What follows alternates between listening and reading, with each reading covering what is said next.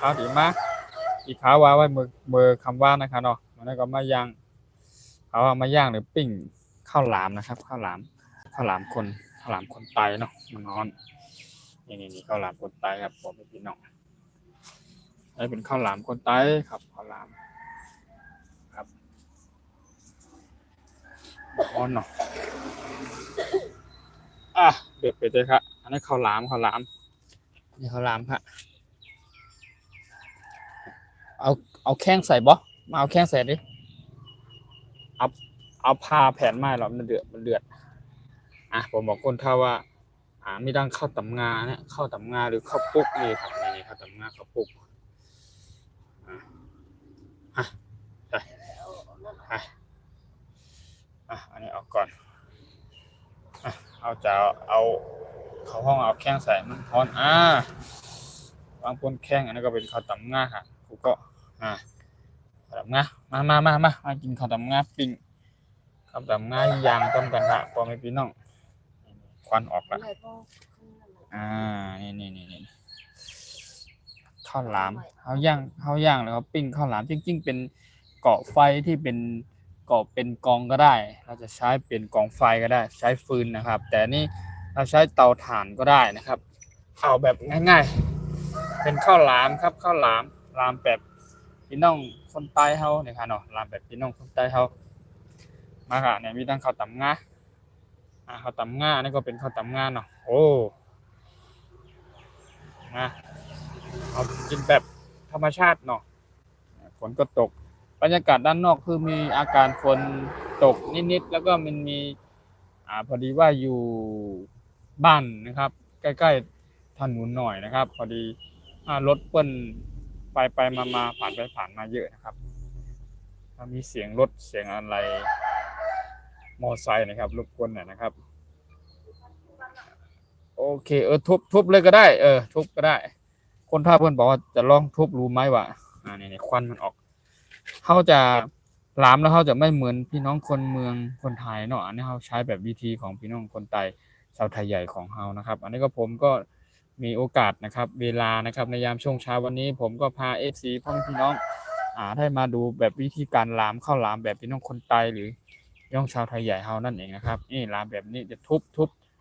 นี้เดี๋ยวหาไม้ทุบบนนี้เลยทุบแถวนี้เลยเดี๋ยวค้อนทุบให้ใช้สากเนี่ยทุบเราจะทุบอันนี้ทุบนี่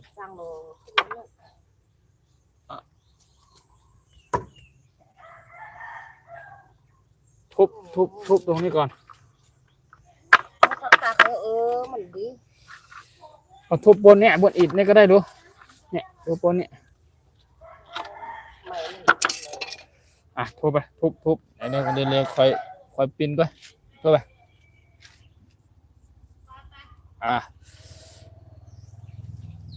ทุบแล้วเขาจะทุบข้าวหลามละทุบข้าวหลามอันนี้ทุบข้าวหลามอันนี้คนเฒ่าเพิ่นทุบข้าวหลามเนาะมาเอากินข้าวหลามทุบด้วยกันข้าวหลามแบบคนใต้เนาะข้าวหลามแบบพี่น้องคนใต้เฮาทุบอะไรก่อนทุบอะไรเนาะเนาะเนี่ยเอาทุบข้าวหลามกับในยามช่วงเช้าวันนี้เนาะเป็นวันที่10นะครับวันที่10เดือนที่11 2025นั่นเองนะครับในยามช่วงเช้าในวันนี้ครับผมมีเวลากับเพื่อที่จะได้พาพ่อแม่พี่น้อง FC ทุกท่านทุกคนนะครับโอ้ทำงานไหมไม่ละอันนี้ไม่ได้ละFC ทุกท่านทุกคนนะครับพากันมาดูวิธีการไม่ละได้ละวิธีการหลามข้าวหลามแบบพี่น้องคนใต้เฮาเนี่ยครับเนาะมันก็เนี่ยต้องทุบเราจะลองดูก่อนว่ามันจะได้อันนี้ใหม่เกินน้ำใหม่เกินนี่เนี่ยทุบค่ะพี่น้องทุบค่ะทุบข้าวหลามนี่เราจะใช้ค้อนหรือใช้สากนี่แหละเราทุบทุบให้มันเหนียวข้างหน้าเอายังใส่ก็อันนี้เอาข้าวเสียงใส่แล้วผสมข้าวยัง ข้าวเสียงลำอ่ะคนเท่าอ่ะ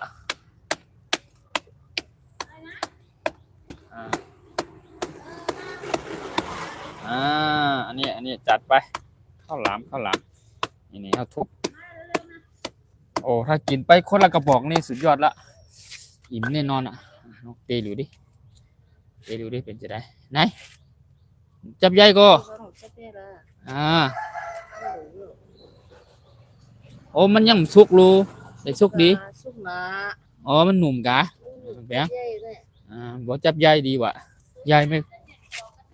ม่ค่อยมีเนาะไม่ค่อยมีใหญ่อ๋อปอกก่อนกะเปลือกมังๆเนาะเดี๋ยวลองดูแฮมหมวกก่อนตอนนี้เขาเปลือกมันหนาเนาะเขาจะต้องอันนี้ควันข้าวหลามนี่ไหนเดี๋ยวตีก๊อกนั่นดีนั่นเอามาปั่นปอดเนาะอันนั้นมากั้มแทงกั้มก็ลามทุบแทงแล้วก็นี่ข้าวหลามแบบนี้ข้าวหลามแบบพี่น้องคนใต้หรือชาวไทยใหญ่เฮาเนี่ยก็ข้าวหลามกินที่ไหนเนี่ยครับเนาะมันก็อร่อยนะครับอร่อยอยู่นะครับเอาหวานเพื่อนนะหวานไม่ใช่ถ้าเป็นข้าวเสียงข้าวเหนียวดำนะครับข้าวเหนียวดำกับข้าวเหนียวข้าวกล้องหรือข้าวเหนียวธรรมดานี่แหละนะครับเราบ่มนั้น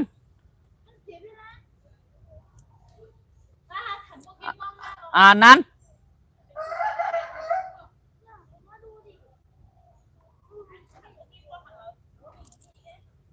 อร่อยงั้นซุปแล้วเนาะซุปแบบนี้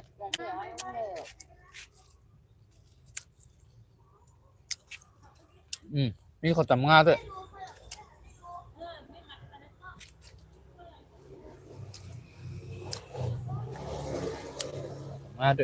อันนี้อยู่นี่ข้าวตำงามีข้าวตำงาด้วยค่ะข้าวตำงาก็คือข้าวปุกงานั่นเองนะครับปุกงาอันนี้เขาลองทุบดูเมื่อกี้เนาะทุบเสร็จเรียบร้อยแล้วจะลองอันนี้จะใช้แบบวิธีปอกเปลือกมันเนาะปอกเปลือกมันบางๆแล้วก็ไหนลองชิมข้าวตำงาดูดิข้าวตำงาข้าวปุกงานี่เราทอดกินแบบที่ผมเคยบอกพ่อมีพี่น้องหรือ FC ก็ได้เมื่อคืนหรือเมื่อที่ผ่านมานะครับที่ผมนั่งกินข้าวหลังจากผมกินข้าวอะไรเสร็จนะครับผมก็ทอดข้าวตำงาเนี่ยทอดข้าวตำงาหรือข้าวปุกงาใช้แบบหั่นเป็นชิ้นๆแล้วก็ทอดแล้วก็กินกับน้ำตาลทรายแดงนะครับแต่นี่เราแบบไม่ต้องทอดนะครับแบบย่างไฟอ่อมไฟแบบนี้นะครับมันจะโอเคจะหอมนะครับหอม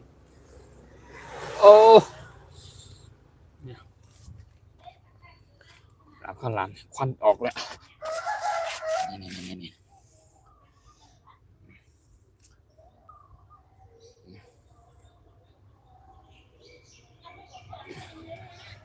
ยข้าวหลามอันนี้มันต้องปิ้นขึ้นมานะกระตำงาเนี่ยกระตำงามันจะฟองแน่มันจะฟองตัวใหญ่ๆแบบนี้เลยนี่ตัวใหญ่แบบนี้เลยห้างกินโอ้นี่แล้วเข้มนะครับเนี่ยเอาน้ำตาลมากินกับน้ำตาลเนี่ย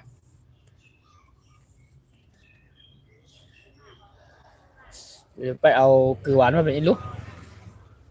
เกลือหวาน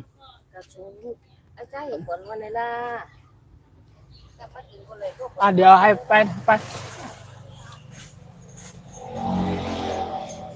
อันนั้นกับยิงไปเด้อปิ้งข้าวหลามกับอันนี้ก่อน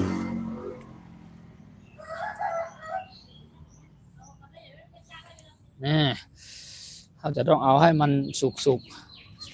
นี่ควันออกมาเนี่ย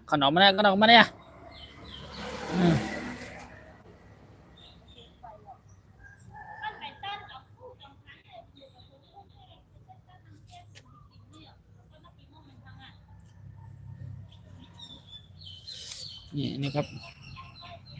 เอาเกลือหวานให้หน่อยดิเกลือหวานใส่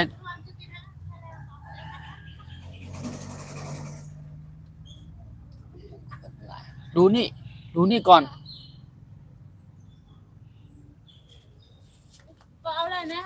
ลาย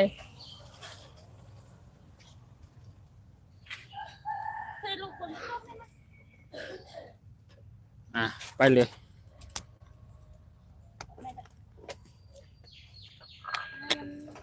เดี๋ยวก่อน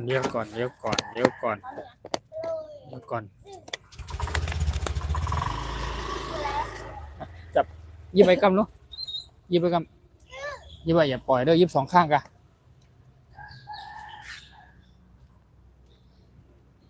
ข้างยิบไปเนอะ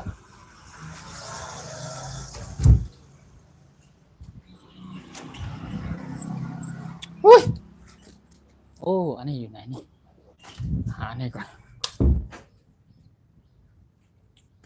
แป๊บหนึ่ง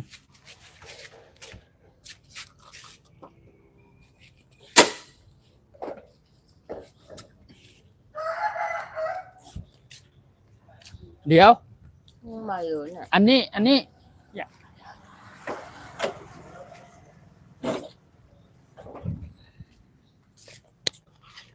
ย่าถองไปตรงนั้นถองกาวกะถองก็ท้องเขามัดเลยก็นั่นก็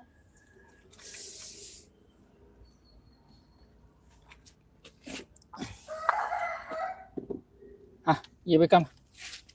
ำเดียวเอาให้นั่นนะอย่าไปต้งอันนี้ฝากคนเฒ่าเปิ้นหัด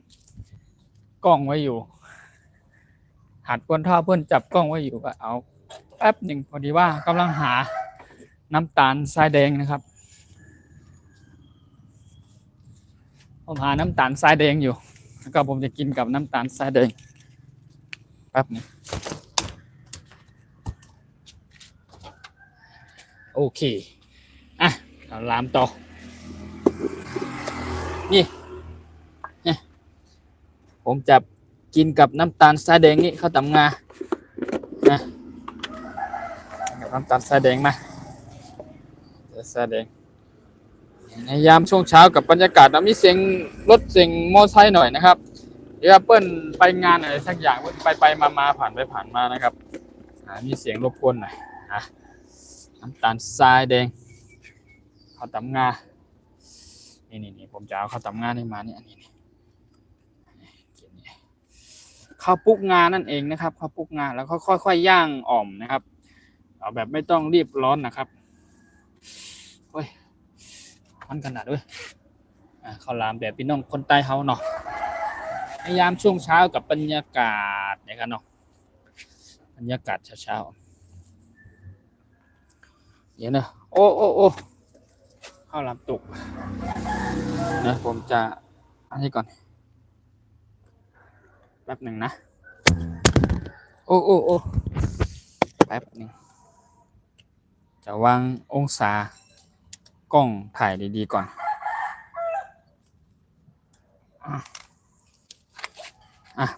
กินกับอันเนี้ยมา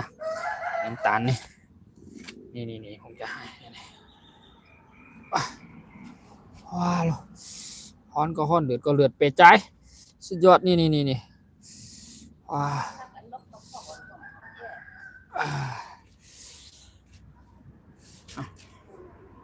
นี่เป็นแบบนี้นี่ถ้าจะกินกับน้ำตาลเนี่ยเข้มนะครับนะว้ายเดือดขนาดอ่ะนี่กินแบบนี้โอ้ลองชิมดูดิอร่อย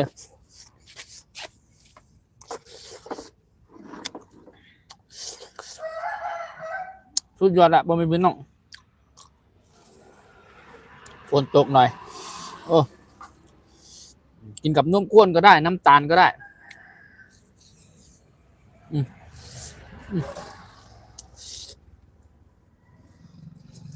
ตอนนี้นะคุณเท่า ข้าวหลามเนี่ยตอนนี้เราใช้วิธีปอกเปลือกบอกทำไมถึงพ่ออะไรถึงไม่ปลอกเปลือกมันนะครับ มันจะได้ติดใยนะครับ มีใยติดอะไรข้างในมันเนาะมันจะได้บางๆเวลาเราทุบนี่มันจะได้แกะง่ายๆนะครับที่ได้แกะง่ายๆท่านเนาะ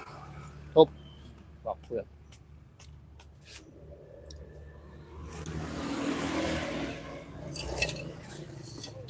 ใช้มีดเนี่ยค่อยๆไปปลอก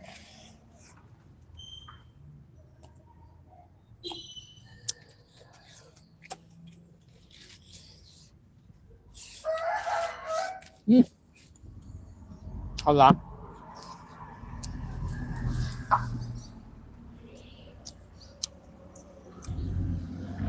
เดี๋ยววางองศากล้องก่อนเนาะองศากล้องให้มันดีๆก่อนฮัลโหลเจ้มนะครับมานี่เขาทำงานคนไตค่ะจำนะแล้วลองกินให้ดูจริงๆเขากินกับนมข้นก็ได้เนาะนมข้นอันนี้น้ำตาลทรายแดงน้ำตาลทรายแดงน้ำตาลทรายขาวกินได้ทั้งนั้นแหละ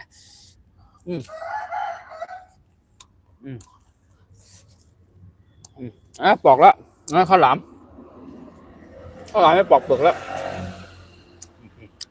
เขาจะทุบน้องกลับไปทุบข้าวหลาม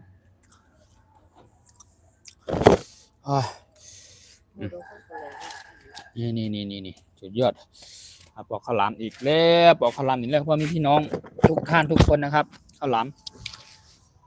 ก็กับบรรยากาศในยามช่วงเช้าของวันนี้นะครับก็ผมช่องไต้พุชแนลทำอาหารที่บ้านคนไต้นะครับผม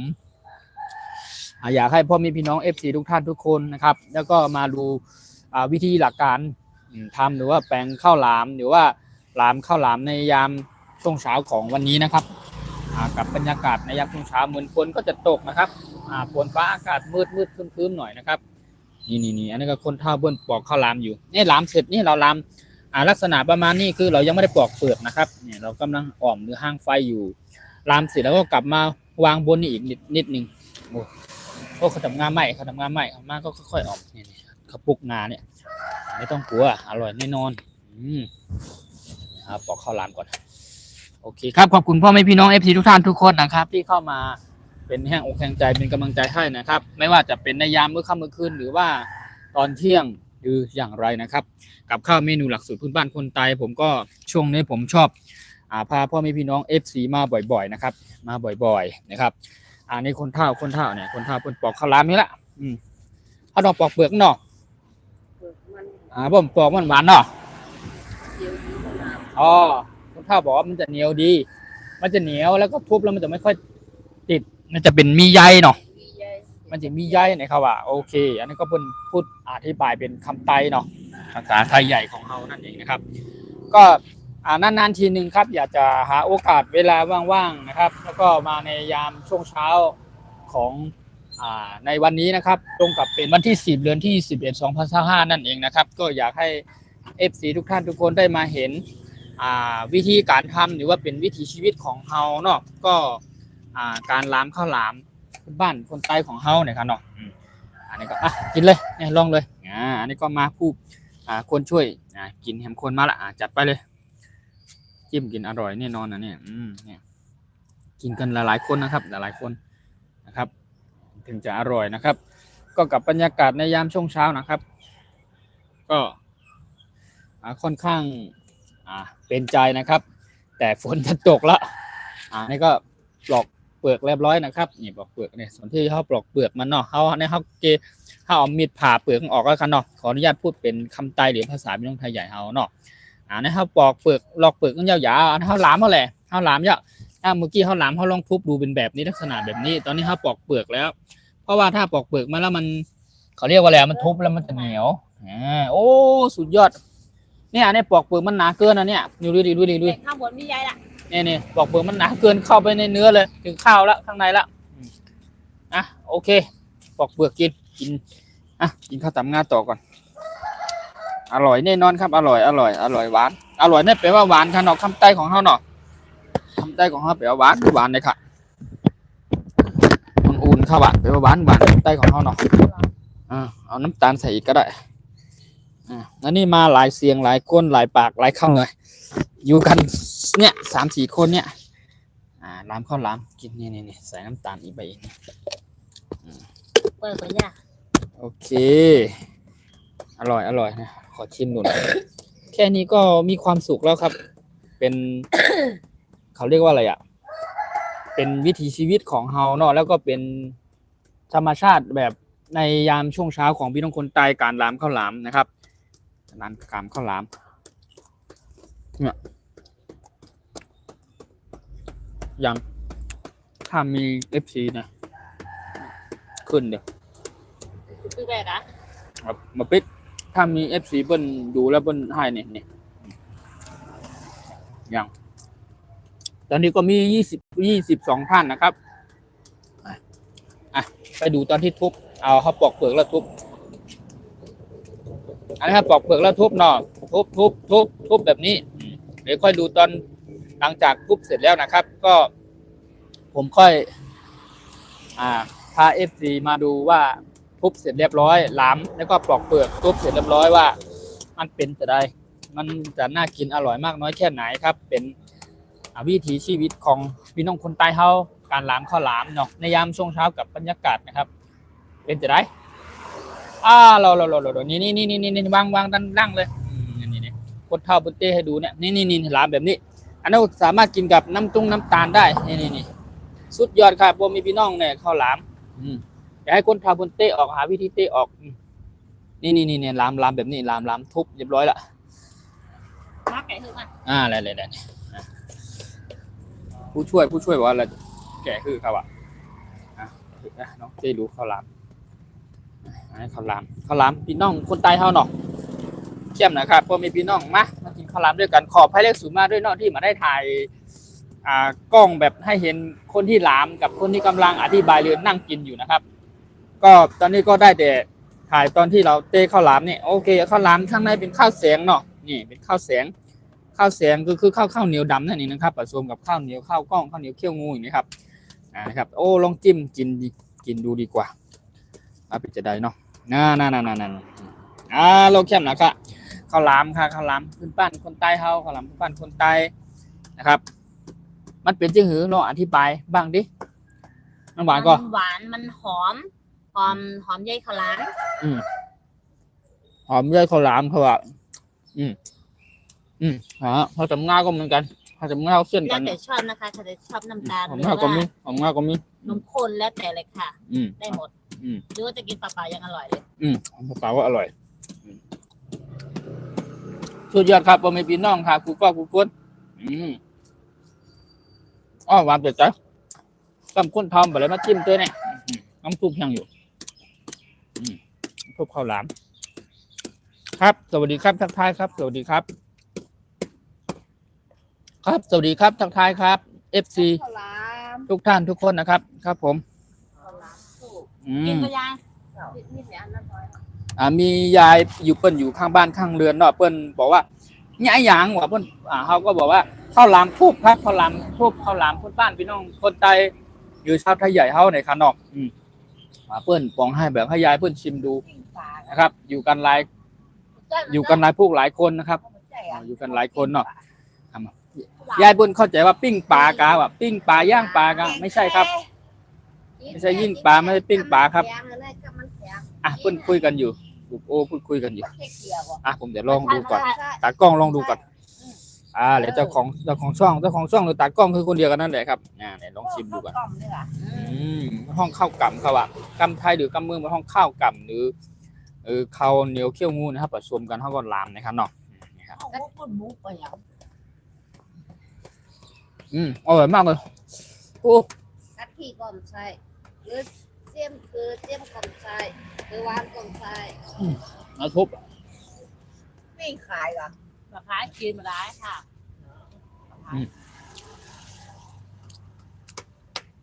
ชื่อก็ว่าเป็นขายลูกเจ้าเหรอลูกเจ้าอันนี้ลูกอะไรนะลูกหมดเนี่ยครับขอบคุณครับขอบคุณจากการกดไลค์ขอบคุณจากการกดหัวใจให้นะครับขอบคุณพ่อแม่พี่น้อง FC นะครับ ให้เขานั่งไม่รู้ข้าวหลาม เอาโคกไปเจ็บคนเราใส่เหรอ โอ้ลูกทำเป็นใจค่ะจับยายหลีเป็นใจข้าวหลามใต้เขาขนมข้าวหลามตุ๊บสุดยอดให้ผู้ช่วยเทให้ดูโลสุดยอดครับสุดยอดกำลังทุบอยู่ได้ยินเสียงทุบเนาะ ติดดีละติดดีอ่ะ ทุบผมจะทุบให้ได้ยินเสียงเลยเนี่ยได้ยินเสียงทุบเนาะทุบอันนี้เสียงทุบข้าวหลามอยู่อันนี้เป็นเจ้าของกล้องเจ้าของช่องกับตากล้องนั่นเองนะครับมีคนส่องกล้องให้อยู่นะครับโอเคส่องไปที่กำลังจะจิ้มน้ำตาลนะน้ำตาลทรายแดงนะอร่อยแล้วผมทุบแบบค่อยๆทุบเนาะไม่ต้องรีบทุบข้าวหลาม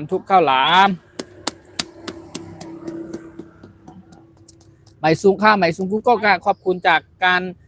คอมเมนต์และทักทายเขามาค่ะเนาะที่มาปันแห้งเขาในของไตเฮ็ดขอพักหรือว่าวันในยามช่วงเช้าไม่ได้มาแปลงกับข้าวหรือทำกับข้าวหรืออย่างไรนะครับวันนี้ก็ได้หาข้าวหลามนะครับได้ข้าวหลามปิ้งข้าวหลามหรือว่าย่างหรือปิ้งข้าวตำงานะครับเพื่อที่จะมาให้ FC พ่อแม่พี่น้องได้มาดูกันนะครับว่ามันเป็นจะได้นะครับอร่อยมากเลยครับจะขอเวลาอีกสัก5 นาทีนะครับผมจะขออนุญาตลงไลน์ก่อนนะครับตอนนี้ก็เดี๋ยวพา FC พ่อแม่พี่น้องกินข้าวหลามทุบหรือข้าวหลามพื้นบ้านคนไทยด้วยกันก่อนนะครับแถมอีก5 นาทีผมจะขออนุญาตลงไลน์แล้วนะครับนี่ก็ข้าวตำงาปิ้งอันไหม้นี่ไม่เป็นไรไม่ใช่ปัญหาที่มันไหม้อันไหม้ใช้มีดขูดออกได้เขาเรียกข้าวปุกงาครับตัวไม่บินน้อง FC กูก็ครับสวัสดีครับสวัสดีได้ใหม่ซุงกูก็สวัสดีทุกท่านทุกคนนะครับมากินข้าวหลามปิ้งด้วยกันข้าวหลามปิ้งข้าวหลามย่างดำเองเอาลูกแก้มหน่อยครับหวานเผ็ดใจ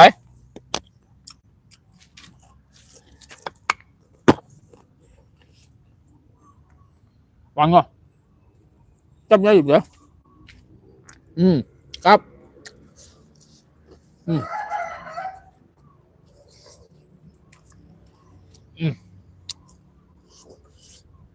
กินข้าวกับมือพี่น้องคนใต้ชาวไทยใหญ่เอาเข้าห้องมาข้าวแสงไหนครับเนาะเป็นข้าวแสงหรือข้าวกำข้าวผสมกับข้าวเหนียวข้าวธรรมดาเนี่ยข้าวเหนียวข้าวเคี่ยวงูเนี่ยข้าวเหนียวเคี่ยวงูเนี่ยแล้วก็มาหลามกว่าที่จะได้กินข้าวหลามแบบนี้ก็ใช้เวลาหน่อยนะครับไม่ใช่ว่าแบบเราเอาข้าวกรอกลงไปใส่ลงไปในกระบอกไม้ข้าวหลามแล้วก็อาจจะต้องเอาน้ำเทลงไปอีกนะครับหลังจากนั้นก็ทิ้งไว้สัก1 คืนนะครับผ่านไปประมาณสักคืนหนึ่งนะครับในยามช่วงเช้ากับบรรยากาศนะครับช่วง5:30 6 โมง 7 โมงนะครับตอนเช้า6 โมงครึ่ง7 โมง 8 โมงในกำลังบรรยากาศกำลังพอดีก็จะหลามข้าวหลามปิ้งหรือยามหรือทุบข้าวหลามนี่นะครับโอเคขออนุญาตนะครับจะลงไลน์ก่อนนะครับ FC พ่อแม่พี่น้องทุกท่านทุกนะครับขอบคุณมากครับขอบคุณมากจากการแชร์ให้ผมนะครับที่เข้ามาเป็นแห่งอกแห่งใจนะครับเข้ามาเป็นแห่งอกแห่งใจหวานเร็วก็เท่าคนเท่านางไฟครับสวัสดีครับทักทายครับสวัสดีครับก็หวานอร่อยเนาะมันไรครับเป็นข้าวหลามคนใต้เฮาครับเนาะใหม่สูงกูก็ใหม่สูงในยามกลางในเจ้าที่เข้ามาปั่นแห้งเป็นกำลังใจให้กันนะครับในยามช่วงเช้าในวันนี้นะครับโอเคแถมสัก2 นาทีนะครับผมจะขออนุญาตลงไลน์แล้วนะครับขอบคุณจากพ่อแม่พี่น้อง FC ทั้ง27 ท่าน30 ท่านนะครับที่เข้ามาติดตามรับชมนะครับตอนนี้ก็ใช้เวลาไปมัน30 นาทีแล้วนะครับโอเคข้าวหลามพื้นบ้านคนใต้นะครับอร่อยหวานเต้หวานเป็ดใจค่ะอยากกินเมนูพื้นบ้านคนใต้ หรืออยากกินกับข้าวหลักสูตรเมนูพื้นบ้านคนใต้อาหารเพื่อนบ้านของเฮาเนาะอาจจะต้องติดตามรับชมเข้ามาผ่านทางช่อง YouTube ของผมช่องใต้ผู้ชแนลทำอาหารพื้นบ้านคนใต้นะพ่อแม่พี่น้อง FC ทุกท่านทุกคนก็พ่อแม่พี่น้อง FC ทุกท่านทุกคนนะครับฝากติดตามเป็นกำลังใจให้ผมในการทำช่องทำคลิปทำวิดีโอนะครับเดี๋ยวจะมีเมนูพื้นบ้านคนใต้หลักสูตรใหม่ๆนะครับวิธีหลากหลายนะครับก็เดี๋ยวผมว่างๆผมจะพา FC พ่อแม่พี่น้องแล้วก็จะมาเข้าแบบเปิดกล้องแบบไลฟ์สดแบบนี้หรือว่าจะทำกับข้าวแบบเสร็จแล้วอัปโหลดตัดเป็นวิดีโอแล้วก็อัปโหลดลงไปไว้บนช่องนะครับก็สามารถเข้ามาเป็นแรงอกแรงใจเป็นกำลังใจให้ผมและติดตามย้อนหลังให้นะครับมี FC พ่อแม่พี่น้องท่านใดที่สงสัยอยากจะทำหรืออย่างไรก็ฝากความคิดเห็นครับใต้คลิปวิดีโอของนั้นๆไว้ได้เลยนะครับผมว่างๆผมจะเข้าไปตอบนะครับอันนั้นเป็นเนื้อจ๊อกเขาอะ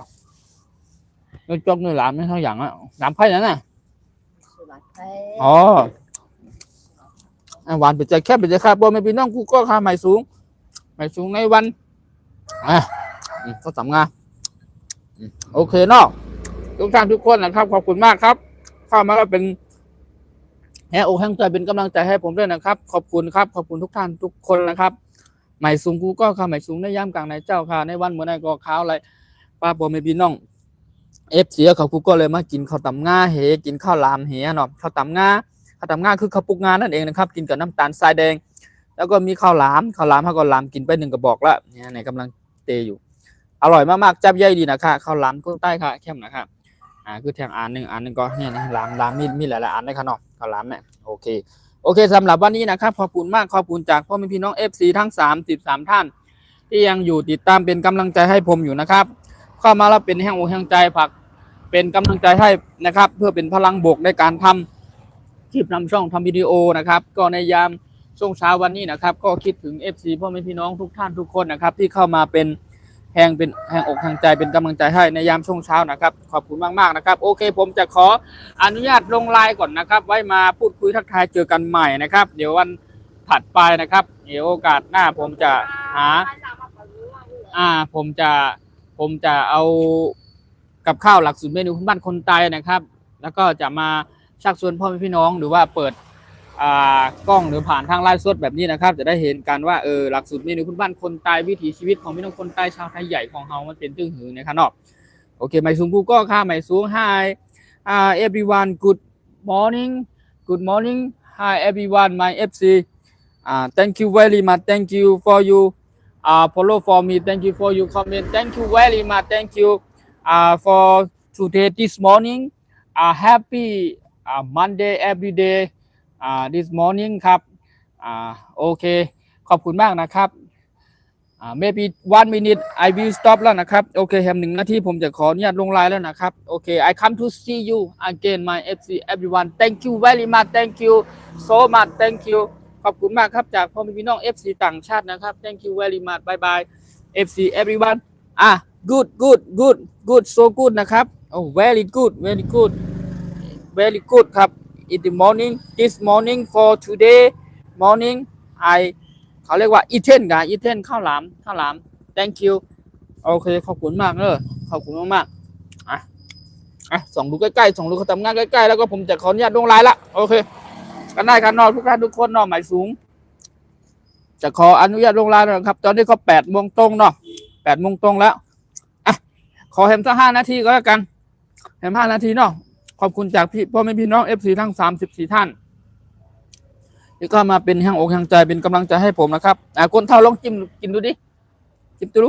ให้คนเท่าจิ้มฝีมือคนเท่าจิ้มหักนี่สุดยอดคนเท่าบนกินละกินเลยหวานก็อุ่นๆเนาะใช่ไหมเนาะอุ่นๆข้าวหลามเนี่ยเจ๊ข้าวหลามปันนี้หนูพี่ข้าวหลามมาเจ๊กินนะเอาออกปันนี้หนูเจ๊กินให้คนเท่าเพิ่นออกข้าวหลามฮะมันจับย้ายหวานนะครับข้าวหลามกุ้นใต้เขาค่ะเนี่ยใช่ไหมครับพอเบบี้น้อง FC ก็ไหลกินข้าวหลามเนี่ยก็กำลังเมียแล้วเขากัดเนาะมันเป็นฤดูหนาวนะครับในการหลามข้าวหลามในยามช่วงเช้าของพี่น้องคนใต้เขาเนาะ เพราะว่าจะอยู่ที่ไหนอยู่ในชนบทอยู่ในผู้ในเวียงในเมืองที่ไหนก็แล้วแต่นะครับเป็นช่วงเวลาในยามเข้าหน้าหนาวแบบนี้ครับกำลังจะเข้าหน้าหนาวแล้วนะครับก็เป็นลามข้าวหลามปิ้งข้าวหลามปิ้งข้าวตำงาย่างข้าวตำงานะครับเป็นวิถีชีวิตของเฮาเนาะเป็นธรรมชาติแบบอยู่บนดอยบนป่าบนเขาแบบนี้นะครับจริงๆเราจะใช้เป็นฟืนหรือเกาะไฟเป็นฟืนใช้ถ่านนะครับเป็นเกาะกองไฟนั่นแหละก็ได้นะครับแต่ว่าเอาเดี๋ยววันนี้ฟืนไม่มีฟืนหมดก็เลยใช้เตาถ่านเนี้ยไม่เป็นไรเตาถ่านก็ได้อร่อยดีเนาะเอาวางไว้ก่อนขอบคุณมากครับขอบคุณทั้ง37-38ท่านนะครับสวัสดีครับสวัสดีFCพ่อแม่พี่น้องเนาะอร่อยไปเลยข้าวตำง่าข้าวหลามสุดยอดเมืองใต้สุดยอดหนักสุดคนใต้เฮาเนาะโอเคผมจะขออนุญาตลงไลน์ก่อนนะครับ FC ทุกท่านทุกคนนะครับไว้มาพูดคุยทักทายกันใหม่เนาะโอเคเนาะขอบคุณทั้ง35ท่านครับ thank you very much thank you for 35 people now look me thank you very much everyone come to look me in my live สดเนาะwelcome to everyone มาไต้ฟูชแนลทำอาหารพื้นบ้านคนไทย thank you very much thank you ขอบคุณมากครับนี่เสียงรถเสียงมอไซค์เนี่ยเพิ่นผ่านมาเพิ่นจัดงานตรงนั้นเนาะอร่อยมากโอเคอร่อยบายบาย everyone บายบาย see you again bye bye thank you very much thank you มันทุบเสร็จเรียบร้อยเคลียร์พื้นที่ก่อน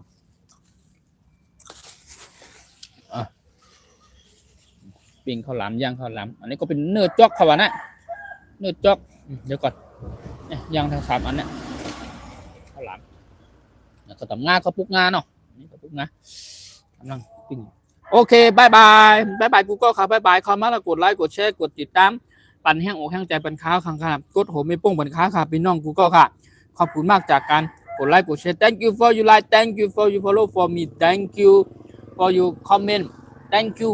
everyone follow for me okay for today this morning happy Monday everyone thank you very much thank you okay I come to see you again everyone see you again bye bye thank you bye bye everyone bye bye ผมจะขออนุญาตลงไลน์ก่อนนะครับบายบาย